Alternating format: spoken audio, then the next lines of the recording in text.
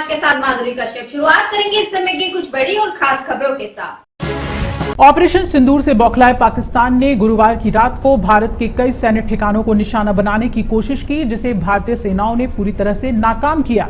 लड़ाकू विमानों, drone, rockets और मिसाइलों के जरिए पाकिस्तान ने रात 8 से 10 बजे के बीच जम्मू, पठानकोट, फिरोजपुर, कपूरथला, जलंधर और जैसलमेर के सैन्य ठिकानों और आयुध केंद्रों पर हमला किया।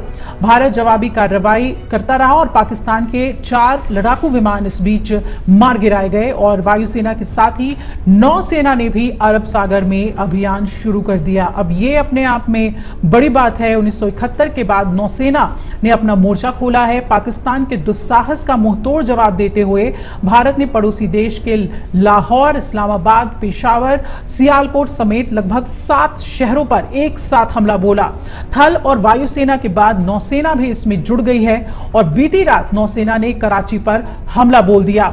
अरब सागर में तैनात नौसेना के युद्धपोत आईएनएस विक्रांत ने कराची पर जवाबी कार्रवाई की और बंदरगाह तबाह कर दिया है। वहीं कोलकाता श्रेणी के विध्वंसपोत से भी पाकिस्तान पर मिसाइलें दागी गई हैं।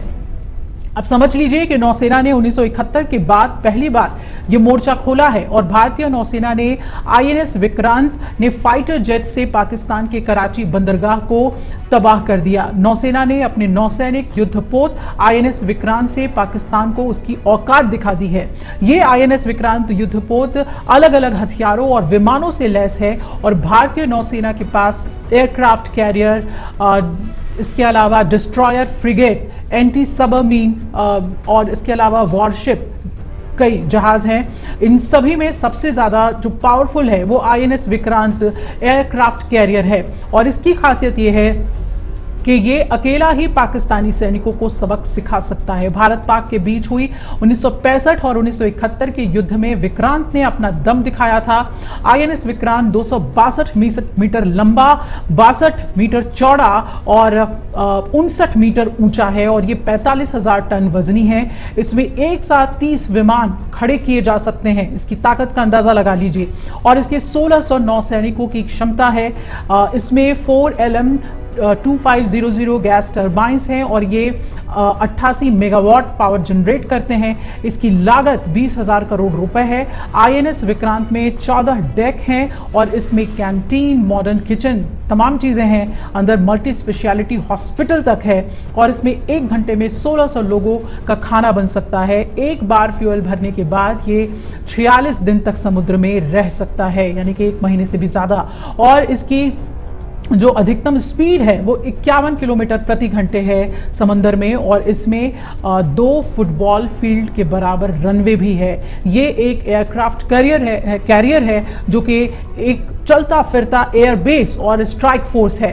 INS Vikrant 1 Oto Melara 76 mm naval gun, 4 AK 630 CIWS, 4 torpedo, 32 Barak 8 और 16 ब्रह्मोस से लैस किया गया है। आपको बता दें कि 1971 में भारत पाकिस्तान युद्ध में इसने बड़ी भूमिका निभाई थी। भारतीय नौसेना के पास पहले भी आईएनएस विक्रांत नाम का युद्धपोत था। इसने साल 1971 में भारत पाकिस्तान युद्ध में अहम भूमिका निभाई थी और आईएनएस विक्रांत ने पूर्वी पाकिस्तान, जो कि अब बांग्लादेश में है, पाकिस्तानी सेना के नाकेबंदी और हवाई हमलों में सबसे बड़ा रोल निभाया था और इसने पूर्वी पाकिस्तान को अलग थलग करने में मदद की थी।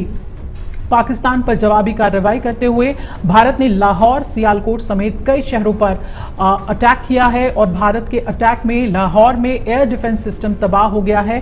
पाकिस्तान पर केवल आसमानी ही नहीं बल्कि समंदर से भी अब कहर बरप रहा है। भारतीय एयरक्राफ्ट कैरियर आईएनएस विक्रांत ने आपको बता दें कि कराची बंदरगाह को तबाह कर दिया है और इंडियन नेवी ने समुद्री हमले में कराची पोर्ट पर ताबड़तोड़ मिसाइलें दागी हैं। यह बताया जा रहा है कि इन हमलों में कराची बंदरगाह पूरी तरह से तबाह हो गया है। भारतीय नौसेना ने पाकिस्तान से बढ़ते तनाव को देखते हुए आईएनएस विक्रांत को अरब सागर में तैनात कर रखा था और भारतीय नौसेना ने इस स्ट्राइक शिप को करवर तट के पास तैनात किया था। इसके स्ट्राइक ग्रुप में एक विमान वाहक पोत, विध्वंसक फ्रिगेट, पनडुब्बी रोधी युद्धपोत और अन्य सहायक जहाज शामिल हैं।